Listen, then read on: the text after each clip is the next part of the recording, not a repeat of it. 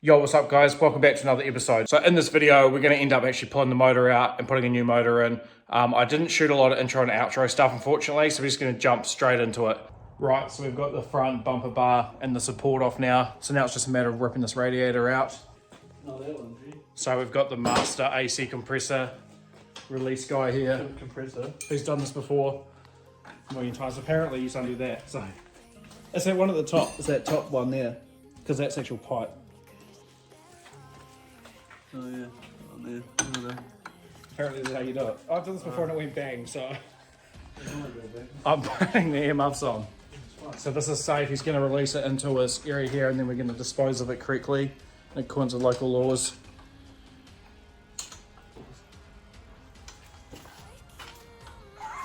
Why are you looking up, bro? The fucking might pop off. Should start to release. Jeez. Is it going to stick in the bonnet if it goes up? It might just miss it. I got a second bonnet, it's all good. Fuck, you look more worried than me. Do you want like a smaller one? No, I just don't want to blow my hand off. Last time I did this was a cloud, eh? Jesus. Here we go. Don't go too much, it'll be right. Yep, that's good. That's good, leave it alone. Fucking leave it! Jesus. This video today is brought to you by Blue V. No, look, issues. Sponsor me and him. Don't run Link, they're terrible. What? Nah. Right, so we've got all the wiring loom disconnected now. AC, radiator, and I've just pulled the coils out and all the loom in there. The next thing to do is try to clear these out and then hopefully we can get them all freed up with a bit of oil in there with some ATF fluid, auto trans fluid, and give it a bit of a crank on the front. And it looks like the first 3 cylinders are okay. That one's got a bit of rust in it, but unfortunately the back one's got a bit of water there. And then definitely in the back here.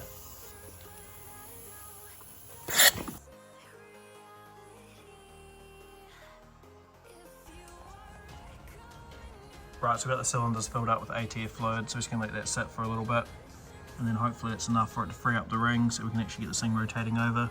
Right, so it's next morning and we've managed to get a bit of movement out of the crank. It's not much, but it is something.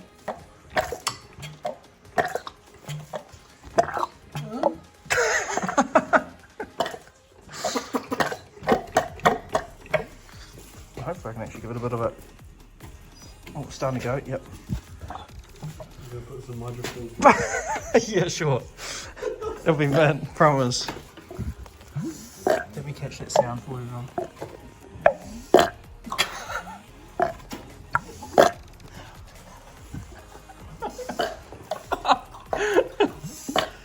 Swear I've heard that You know before. what that sound is? That's some good mac and cheese right there. I was about to say, I swear I've heard that noise before somewhere, eh? I might have fucked the balls, but I can probably oversize it. I'll put new rings or something. Depends how bad it is. It didn't look too bad, to be honest, man. Isn't it? No. What do you use? Your Metascope? Oh, Metascope. Metascope. Yeah, Metascope. I use my iPhone torch. So it appears we accidentally shot it all over the wall. Turn around, bro. Turn around, look behind you. Nah, not you. Oh, shit. What the fuck? When did that get up there? I don't know. What the fuck? That must have been like cylinder 1 and 2. That's fucked. Oh, that's crack out. Oh, on a different note, it's turning over now, so. Oh. God. Right, she's been a bit of an uphill battle, but I've actually got the whole thing loose now. Transmission and engine.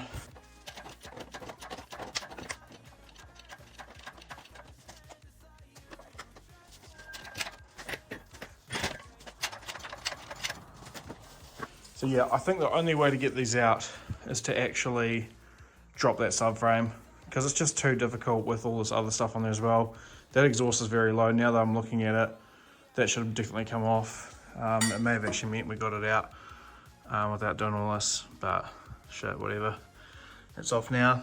So I'll pull all this back. I'm going to drop the rear transmission off the engine, and then we can fit it to the new engine, swap all the components over, and then refit it all. Right, the shed's looking a bit of a mess now, but we're just splitting this transmission casing here off the back of the engine now, and then we can pull the new engine out and mate that up to this old gearbox before finally slapping it all back into the shell. So yeah, unfortunately she's looking like a bit of a BMW graveyard at the moment.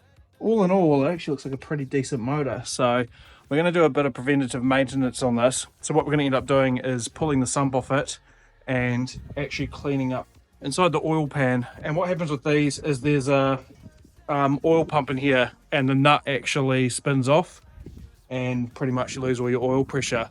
And that mainly happens when you got high RPMs and drifting and rev banging and all that fun shit. So what we'll do is we'll whip it off, we'll weld it up so it's not going to come loose again, and then we'll chuck it back together.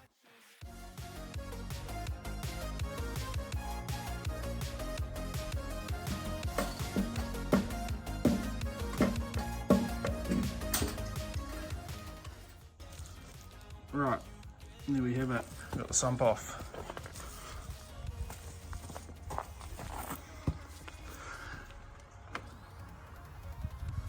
So what we want to do here is minimize the amount of time that the sump is off, because the more junk that can get in here, the worse off we are.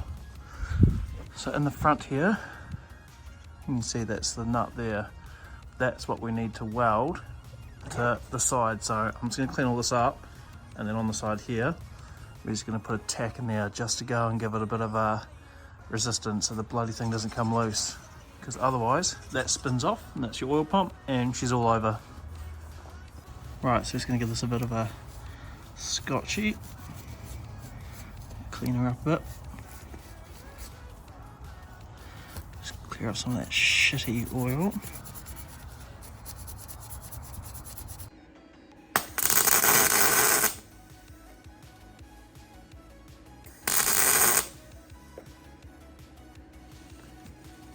Right, so what I've done there is I've just tacked that there on the side, and that should be enough just to hold it and stop it creating issues.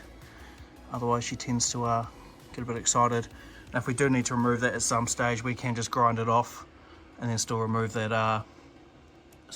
nut. So yeah, a perfect amount of weld on there. Don't do too much, don't do too little.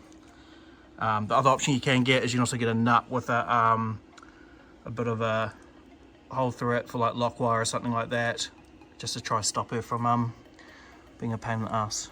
But that's going to do the trick nicely. We'll be able to limmy bash it and have no issues. Right, so what we're going to use is this JB Weld high temp gasket silicone. She's wasn't very cheap, it was like 30 bucks almost, but I'd rather do it once.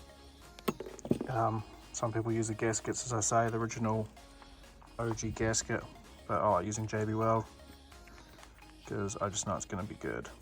So chuck that on there, push her out, and then I'm going to run it around on the engine, just around the top here. I don't want to put too much because it ends up going into the engine if you put too much in there. Right, I'm going to put the camera down just while I'm finishing up this. See, that's a bloody pack of a thing. So that's sitting up there now. Right, so we're just swapping things over, like this throttle bracket onto here. Everything else is kind of fitted up, apart from the throttle body's slightly different. Other than that, it's been pretty good.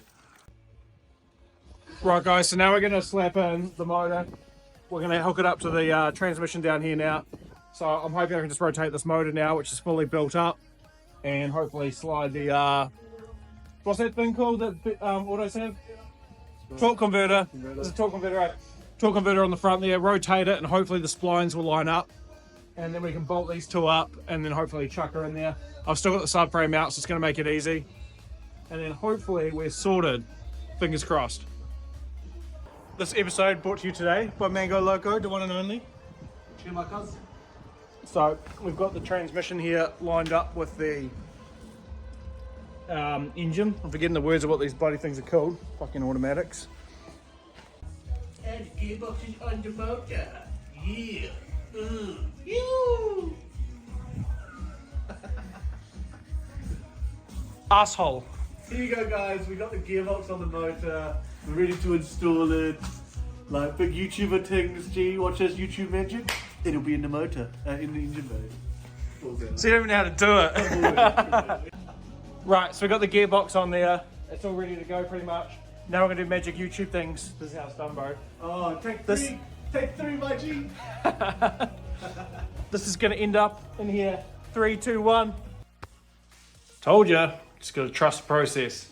So now we've got an M54 B25 in the engine bay. I've got to stop mixing these up because I keep thinking it's an M52. It's bloody confusing me. So she's all bolted up now. She's all in there. All I've got to do is hook this wiring loom up, and I've got an adapter as well for the throttle body because the throttle bodies are different. Other than that, this thing should be pretty much ready to go. I've just bought a new K&N filter for it and oil, so we should be able to top all that up, and then yeah, it should be ready for a bit of a send. I'm hoping we're not going to have any issues with it, but we'll find out when we go to start it. Thanks for watching, guys. Make sure you like and subscribe below. The next video we're going to be hopefully doing a bit more mods to it and stuff like that, going for a test drive and all the cool stuff. So if you like the channel, you like what I'm putting out, make sure you like and follow it and subscribe. I'll try to drop more content. It's just trying to get the time to edit it. So we've got lots of builds in the progress. Chungus has got a R32 that he wanted to give a bit of depth to, so I'm going to drop the videos for that now. I gave my Mercedes a bit of a burnout there as well. So I'll link that stuff now so you guys can watch it, and make sure you like and subscribe for the next video. Keep an eye on what's going on with the build.